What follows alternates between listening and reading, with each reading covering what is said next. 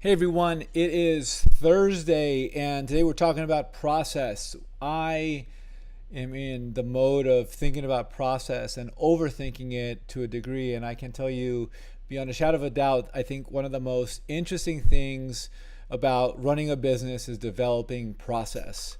And when we talk about process, it's discipline, it's the little things. And I'll give you an example. Every single day, we get to make food decisions. We have to eat 3, 4, 5 times a day.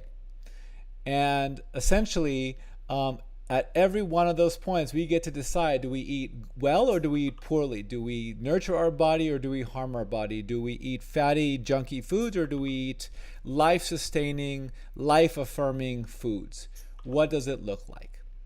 So when we talk about process, we're talking about doing little things that level up into big, big, big organizationally improving things. And that's what I'm thinking about. And what we're getting better at, and I can tell you, this is something that I rebelled against in my earlier days as an assistant buyer, a buyer, a supervisor, even as a director. I hated this part of the job.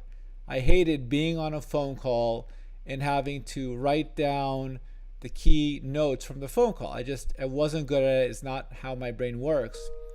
But what's really cool is I have a great team and a great staff who can do that for me, and I certainly help them out with that. So I think one of the most critical process points necessary is after every single client conversation, and possibly even a lot of the internal group calls that we have, commemorate the things that we talked about in an email so that everyone is on the same page. There are a few benefits to that. Number one, it quickly allows us to understand the things that we talked about, and in case there's any misrepresentation, it'll get caught on that email. No, I don't want you to send reporting once a week. I actually want it every twice a week. Great. That's something that's easily identifiable to all the recipients. There was a mistake, it can be easily rectified. Rather than 2 weeks down the line, why are you guys bombarding me with reports? I thought we said we're going to send reporting once a week, right? So it'll clarify any miscommunications. Secondly, it gives the team action items to take action on, and it leaves no room for interpretation. It really means that every follow-up that has to happen with maybe 5 or 6 different humans, whether they're on my team or they're at the client or they're at a creative shop, it all gets commemorated, and there's never any question about who should be doing what because it's clearly written on the call, on the email. And then finally, days, weeks, months down the line, we can all go back and say, look, on this call, I have in our notes that we were going to do X, Y, and Z, which is great to remind people of where they are or what the conversation was days, weeks, and months ago. So critical.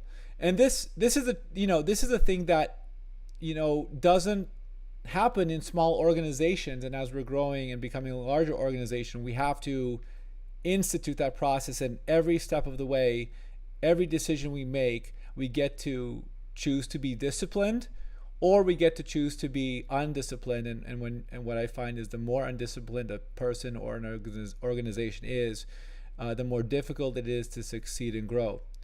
And you can ask people who go to the gym, people who lose weight, people who build businesses, people who teach, people who nurture in any capacity, mothers, is that the little things quickly build up to big, massive, ground-shaking changes that you don't really see day to day, but in days, weeks, months, years, you notice the massive improvement. So go out there, ladies and gentlemen, and build process and do well and be disciplined. Have a good day.